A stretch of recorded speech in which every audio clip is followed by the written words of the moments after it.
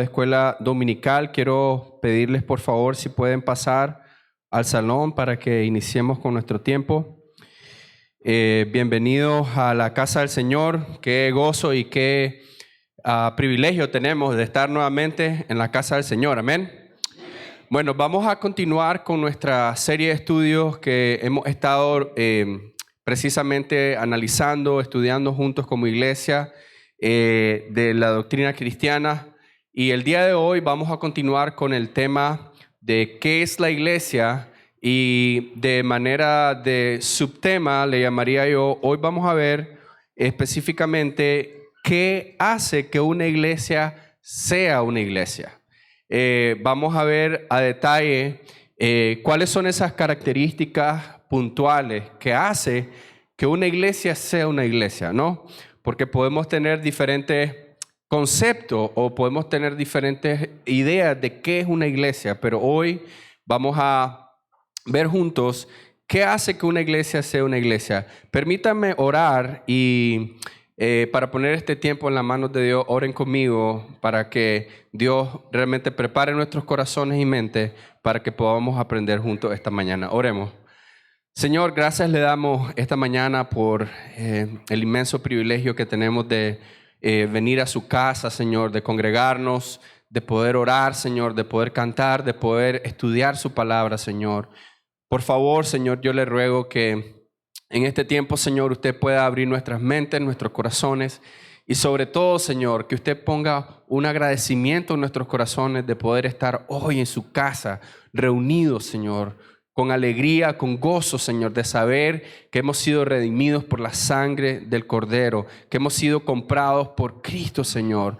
Gracias, Señor, por el gran privilegio que tenemos esta mañana de poder orar y poder estudiar su palabra, Señor. ¿En qué hace una iglesia, Señor? Yo oro que sea usted dirigiendo mis palabras, Señor, y gracias por el privilegio inmerecido que tengo de poder enseñar, de poder aprender con mis hermanos, Señor. En el nombre de Jesús oramos. Amén y amén.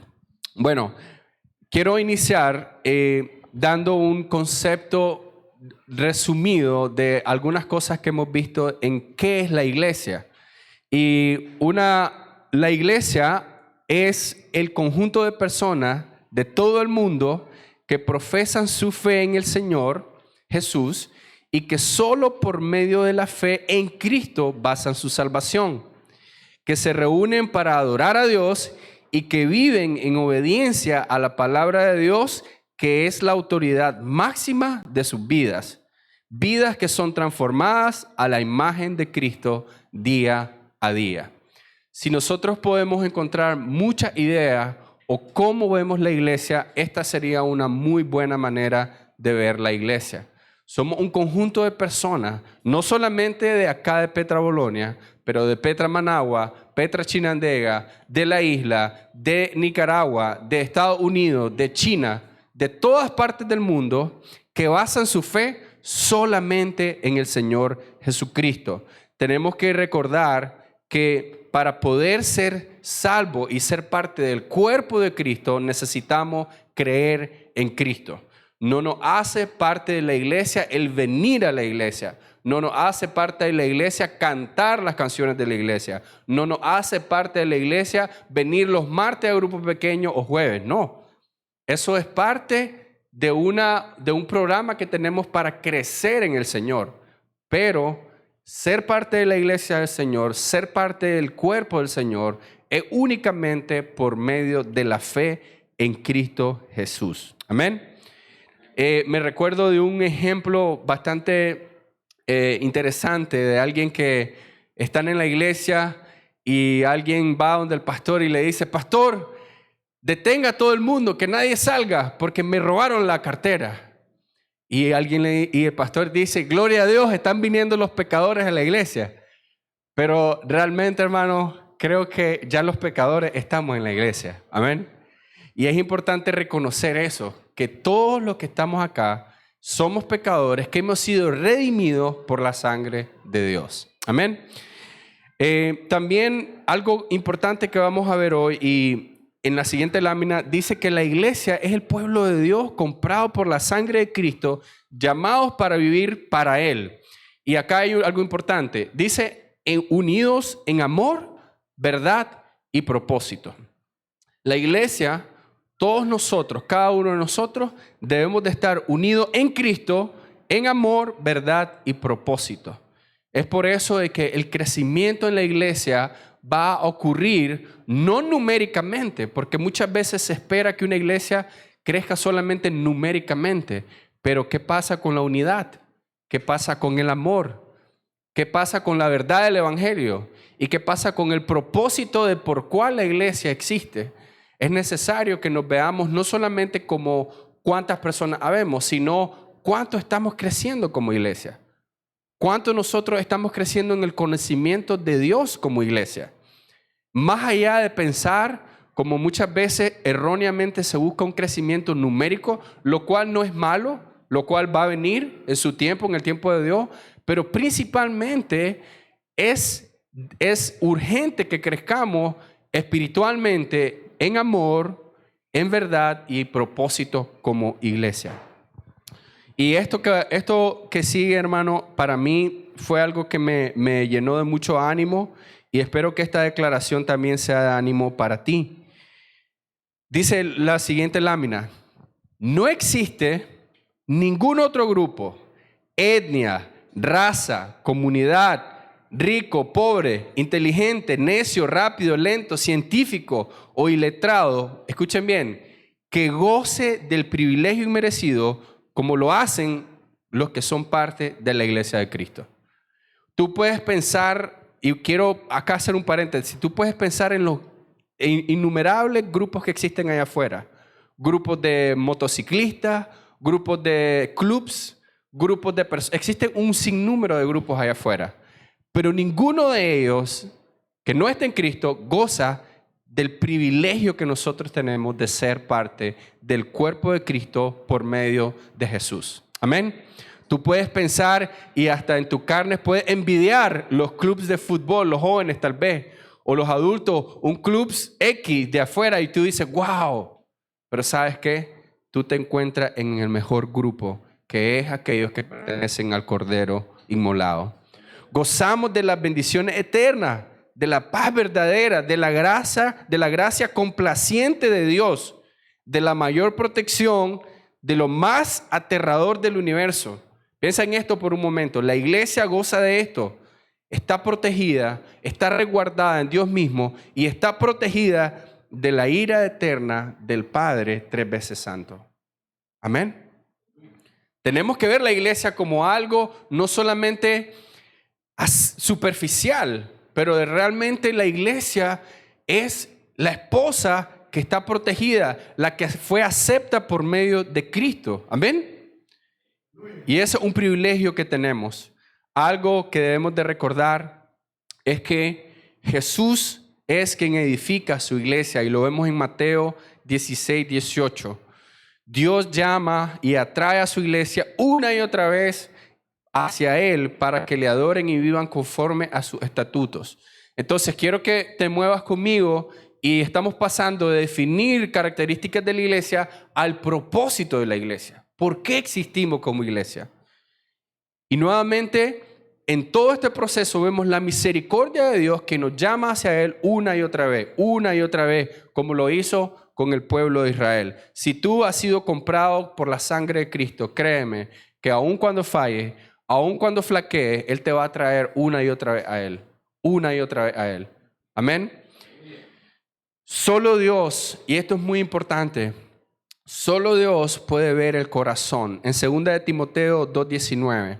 Y quiero que medites en esto por un momento, hermanos, porque muchas veces somos rápidos a juzgar y decir, yo pienso que esta persona no es creyente. Yo pienso que esta persona no pertenece al cuerpo de Cristo. Y puede que lo que estés declarando sea cierto, pero quiero animarte a que leas conmigo esta declaración. El Señor conoce a los suyos. Nosotros podemos considerar a todos aquellos que son parte de la comunidad de cristianos como creyentes, es decir, que son parte de la iglesia, por su confesión de fe y por su patrón de vida. Nosotros debemos de ser rápidos para mostrar amor y compasión a las personas y debemos de ser lentos para juzgar a las personas. Nosotros debemos demostrar el amor de Cristo y la verdad de Cristo, teniendo en mente que un día nosotros también estábamos perdidos, teniendo en mente que un día nosotros también habíamos sido creyentes inmaduros y que aún estamos creciendo. Amén. Entonces debemos de considerar a los demás como mayores a nosotros y ojo, es importante que si tú crees, si tú dices yo no creo, que si en algún momento piensas yo no creo que esta persona sea un verdadero creyente, entonces déjame preguntarte, ¿cuál debería ser tu paso de fe siguiente? Ora por esa persona y predícale el evangelio. Amén. Es importante que recordemos que Dios es el único que puede ver el corazón. Y déjame decirte algo más. Dios es el único que sabe si esa persona ha de ser salva o no. Entonces debemos de juzgar con un sano juicio, con un justo juicio, y juzgar con un juicio benévolo. En la siguiente lámina, gracias don José, Dios conoce el corazón y esto es algo que debemos de considerar. Dios es el único que conoce el corazón a profundidad. Juzguemos con juicio benévolo y juicio justo. El patrón, y mira bien lo que dice acá, el patrón de la vida propia, empieza conmigo, y de los demás. No estoy diciendo que vas a decir, sí, yo creo que es creyente y es una persona que tú sabes que no. Sus frutos muestran una y otra vez que no ama a Dios. No estoy hablando de eso, estoy hablando del conjunto de la iglesia. La iglesia se ha mostrado o se ha presentado de diferentes ángulos. Se ha visto, la Biblia nos enseña, nos da diferentes ángulos de qué es la iglesia. En la siguiente lámina vemos los textos bíblicos y cómo se ha presentado la iglesia. La iglesia se ha presentado como el cuerpo de Cristo, como la novia de Cristo, como el templo del Espíritu Santo, como la nueva humanidad, como la familia de Dios, como el pueblo de Dios. Todos esos ángulos nos dan un mejor entendimiento de qué es la iglesia. Y es necesario que mientras aprendemos esto, nosotros meditemos cuál es tu perspectiva de la iglesia. Si alguien te preguntara hoy a ti, dime, ¿qué es tu iglesia? ¿Qué es la iglesia para ti? ¿Qué contestarías? Si alguien te pregunta, ¿tú sientes que tú eres parte de un cuerpo en la iglesia? ¿Tú sientes que tú eres parte de una familia en la iglesia? ¿Qué contestarías? Todas estas descripciones nos ayudan a que veamos la iglesia en diferentes ángulos. El autor del libro de Doctrina Cristiana, Wayne Grudem y Elliot Grudem, sugieren no concentrarnos demasiado en un solo ángulo de la iglesia, sino que cada uno debe darnos un mejor entendimiento de la misma. Es importante que veamos a la iglesia como algo completo. No solamente la iglesia es mi familia, pero también la iglesia es el templo del Señor. Entonces debes mostrar reverencia en la iglesia. ¿Sí? Tenemos que verlo de todos los ángulos. Ahora, ¿qué hace entonces que una iglesia sea una iglesia? Y aquí esta pregunta es muy importante. Mira, quiero que prestes atención. Voy a poner 4 y ahí en la siguiente lámina se muestran 4 cosas. En la siguiente se muestran 4 cosas que nosotros podemos considerar y decir estos son rasgos de una iglesia. Esto es una iglesia.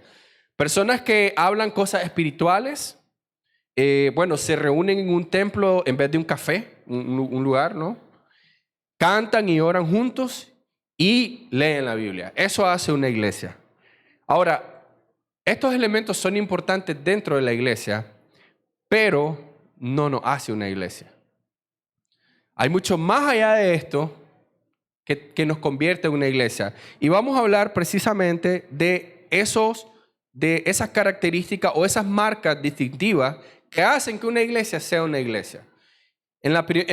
Como primer lugar tenemos la predicación. Ahora, la predicación de la Escritura es determinante dentro de la iglesia. Es un rasgo particular de la iglesia.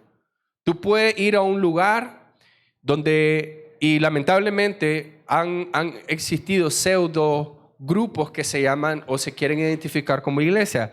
Por ejemplo, yo escuché, e incluso una vez me invitaron a estos famosos hombres de negocios, creo que es, donde ellos se reúnen. Miren qué interesante, ellos hacen todo lo anterior. Hablan de cosas espirituales, leen la Biblia, oran y hasta cantan. Pero no son la iglesia. Comen, tienen comunión, pero no son la iglesia. Es determinante que empecemos con algo importantísimo de la iglesia, como es la predicación correcta de las Escrituras. En toda iglesia, para que pueda ser una iglesia, debe haber una proclamación, es decir, una predicación correcta de las Escrituras. Ahora, la predicación correcta de la Escritura tiene que ver más con el contenido de la Escritura más que con el estilo de la predicación. Porque nosotros podemos ver muchos muy buenos predicadores, teólogos de sana doctrina, que tienen estilos diferentes de predicación. John Piper es un predicador completamente distinto a Paul Washer. Su estilo de predicación es distinto, pero ambos predican las Escrituras fielmente. Entonces, es importante que entendamos que la iglesia donde tú tienes que estar, y ojo, la iglesia donde tú estás examina la predicación constantemente. Si el contenido de los sermones de cualquier lugar contiene falsa doctrina o esconde verdades del evangelio de la salvación por fe, entonces, hermano, eso no es una iglesia. Eso es como un lobo vestido de oveja. Entonces, eso es como una institución vestido de iglesia de Cristo, pero no la iglesia de Cristo. Y es muy importante esto. Miren, por eso es que cuando nosotros nos paramos acá, lo hacemos con mucho temor y temblor, porque cada palabra que nosotros predicamos va a ser sujeta al juicio de Dios. Y nosotros debemos de predicar fielmente lo que dice la Escritura. No lo que nosotros pensamos, lo que dice la Escritura. Por eso es que decimos, y esto es importante, hermanos, porque es mucho más peligrosa una media verdad que una mentira. Porque muchas personas están creyendo, escucha bien, que son salvos por la fe en Cristo más su obra, pero cuando venga el día y le van a decir, no, solamente por creer en Cristo, no por tu obra, es por creer en mí. Entonces, ¿te fijas cómo es peligroso creer medias verdades más que creer una mentira? Porque las mentiras son expuestas y sabes que es una mentira, pero las medias verdades son aún más peligrosas y sutiles. Es como Satanás transgiversando la verdad de la Escritura. Entonces, es importante que cuando tú escuches una predicación, donde tú la escuches, siempre la someta a la lupa, al fuego de la Escritura. Amén. Como punto número 2, de las distintivas que hace una iglesia, la administración correcta de los sacramentos u ordenanza. Hablamos del bautismo y de la cena del Señor, que definitivamente sabemos y hemos celebrado juntos que son un mandato bíblico. Son pasos de obediencia según la Escritura. Número 3, debes intentar actuar como iglesia antes de animar a sus miembros a ser parte de una iglesia. Esto es muy importante porque mucho del afán de muchas organizaciones autollamadas iglesias, ¿sabes qué? Tener su edificio lleno de gente, pero sin pastorear a esa gente. Entonces, ves que la intención desde el principio no es el crecimiento de las personas de la iglesia. Su interés puede ser X, Y, Z, que muchas veces vimos que el interés es solamente lo que pueden recibir de esas personas, los que pueden quitar de esas personas, el dinero que reciben de esas personas, como la predicación o esta doctrina de la prosperidad. Entonces, como iglesia, nosotros, nuestro llamado es a que crezcamos juntos en el Señor, y parte de ese crecimiento es el discipulado intencional de los miembros de la iglesia. Los líderes, pastores, su enfoque o uno de sus enfoques es hacer que las personas puedan crecer en el conocimiento de Cristo para la gloria de Dios. Amén. Y recalcamos el Nuevo Testamento. Eso es importante en la iglesia. ¿Por qué el Nuevo Testamento? Nosotros sabemos que todas las cosas, el Antiguo Pacto, todo el cumplimiento del Antiguo Testamento se cumple ¿en quién? En Cristo Jesús. Entonces, por eso es necesario que la iglesia recalque el Nuevo Testamento, que habla en esencia y tiene que ver con el ministerio de Cristo. ¿Sí? En la siguiente lámina quiero ir enfocando el tema del propósito de la iglesia. Ve conmigo, dice Efesios 5:25 al 27. Para los maridos esto significa ame cada uno a su esposa tal como Cristo amó la iglesia. Él entregó su vida por ella a fin de hacerla, ¿qué dice? Santa y limpia, al lavarla mediante la purificación de la palabra de Dios. Lo hizo para presentársela a sí mismo como una iglesia gloriosa, sin mancha, ni arruga, ni ningún otro defecto. Será en cambio santa e intachable. Por eso existe la iglesia. Para que crezcamos en santidad, para presentarnos ante Dios por medio de Cristo, por medio de la obra de Cristo, santos e intachables. La pureza de la iglesia está determinada por su grado de libertad de doctrina. Y mira qué importante es la doctrina, la enseñanza. Si tú escuchas una y otra vez, sí, que puedes ser salvo tu obra más lo que Cristo. 99% lo hizo Cristo, tú das un 1%. Entonces tú vas a terminar creyendo eso.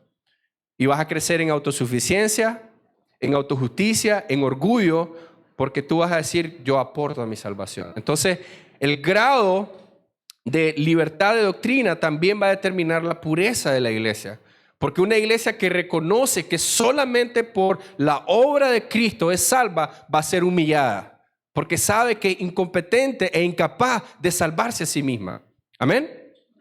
Las conductas erradas, su grado de conformidad a la voluntad revelada de Dios para la iglesia. Por eso decíamos la predicación. Dios revela su voluntad por medio de su palabra, por medio de la predicación y por medio del crecimiento de la iglesia en las disciplinas espirituales.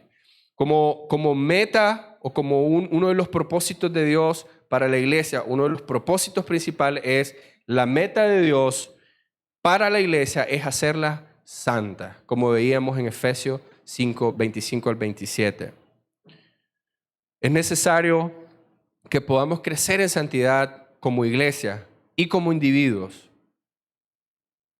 Otro propósito importante de la iglesia, de Dios para su iglesia, es que seamos unidos. Esto lo vemos en Juan 17, 21. Dice, te pido que todos sean uno, así como tú y yo somos uno. Es decir, como tú estás en mí, Padre, y yo estoy en ti, y que ellos estén en nosotros para que el mundo crea en que tú me enviaste. Entonces, un reflejo de una iglesia, de la iglesia de Cristo, es que hay unidad. No puede ser que una iglesia que ama al Señor, que ama su palabra, haya una división. No existe eso. Y como punto 2, entonces la unidad de la iglesia universal de Cristo. ¿Por qué universal? Porque decíamos, incluso vemos en la Escritura, dice, toda lengua, tribu y nación. Gentiles, judíos, ya no hay hebreo ni gentil. No, todos. Ahora somos parte de una sola familia. Amén. Debemos de buscar la unidad, es decir, la libertad. Incluso, escuchen esto, es decir, libertad entre los diferentes puntos de vista entre los verdaderos cristianos. Solamente voy a acelerar un poco acá, pero quiero darte este detalle. Hay algunas diferencias entre pastores de sana doctrina, por ejemplo, Sugel Michelin y Miguel Núñez, y lo voy a dejar de tarea por el tema del tiempo, pero tú sabes que Sugel Michelin es cesacionista y Miguel Núñez es continuista, ¿no? Y esto tiene que ver con los dones espirituales, las sanidades y algunos dones que habla la Escritura. Pero lo que quiero enfatizar es esto.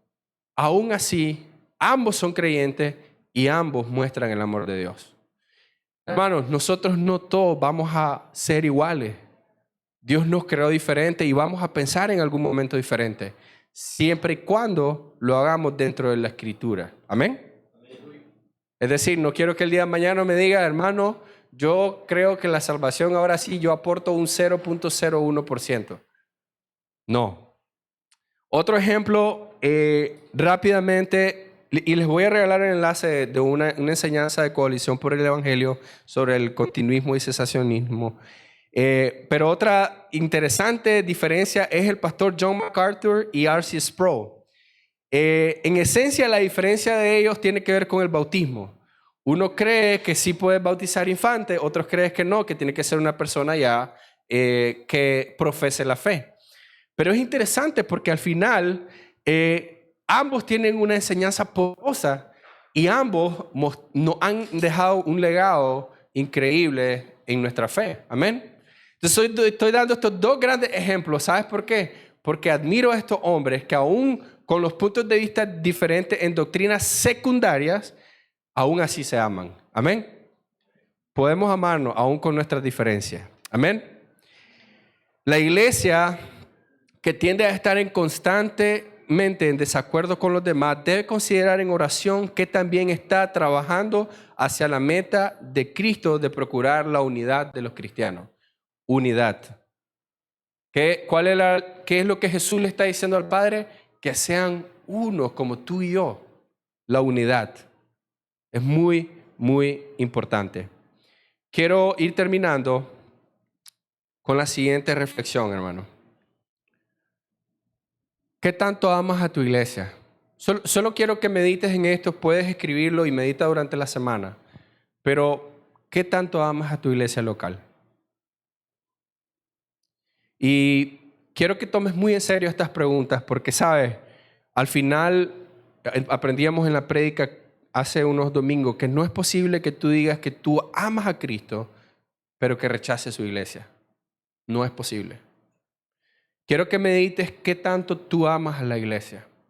Qué tanto tú estás orando por la iglesia. Qué tanto en tu corazón, en tu mente, está el peso de servir en la iglesia.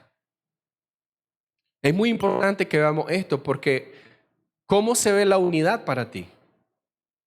¿Cómo se ve el crecer unos a otros? ¿Cómo se ve el amarnos unos a otros dentro de la iglesia local? Y en la siguiente lámina, que es la última, quiero que veamos lo que Jesús dice. Y me encanta el título de la NTV que dice La verdadera familia de Jesús. Mateo 12, 45 al 50. Mira lo que Jesús hace. Mientras Jesús hablaba a la multitud, su madre, María, y sus hermanos estaban afuera y pedían hablar con él. ¿Sí? Alguien le dijo a Jesús, tu madre y tus hermanos están parados afuera y desean hablar contigo. Mi oración es que lo próximo que vamos a leer pueda calar tu mente. Jesús preguntó, ¿quién es mi madre? ¿Quiénes son mis hermanos? Luego señaló a sus discípulos y dijo, miren, estos son mi madre y mis hermanos, pues todo el que hace la voluntad de mi Padre que está en el cielo es mi hermano y mi hermana y mi madre. Quiero terminar agregando esto. No existe un vínculo más grande que tú vayas a tener en esta vida que sea el vínculo que Cristo nos da por medio de su sangre en la iglesia. No existe un vínculo más grande. Ni el de tu mamá, ni el de tu hermano, no existe. Mira un momento alrededor. Miren alrededor. Las personas que tú ves es la familia que Dios te ha dado. Y Cristo está diciendo, los que hacen la voluntad de mi Padre, esos son mis hermanos. Esos son mis hermanas. Amén. Voy a darles, después de orar, dos hojas donde hay unas preguntas que me gustaría que contestaran durante la semana basado en este texto. Y la pregunta 1 es, ¿qué es la iglesia para ti? ¿Qué tanta importancia le das? Por cuestión de tiempo voy a dejar que terminen de leer el resto de preguntas, pero quiero animarte a que ores, medites en este texto de Mateo 12, 46 y 50 y que puedas rogar a Dios que podamos crecer en amor y unidad como iglesia. Amén. Oremos. Señor, gracias por el privilegio que nos da, Señor, de ser parte de su familia, Señor.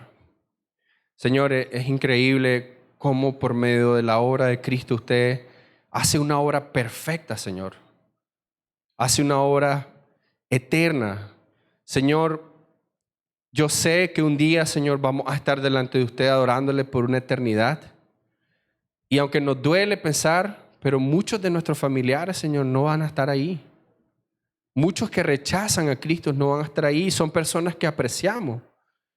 Pero Señor, tenemos la certeza, la seguridad que mi hermano que está aquí hoy, mi hermano quien profesa su fe en Cristo y que podemos ver los frutos del Señor en él sí va a estar conmigo adorando por una eternidad a nuestro Dios. Señor, por favor, ayúdenos a crecer en amor a nuestra iglesia local. Por favor, Señor, guárdenos de apatía, de rechazo. No hace juego, Señor, cuando decimos que le amamos y rechazamos su iglesia.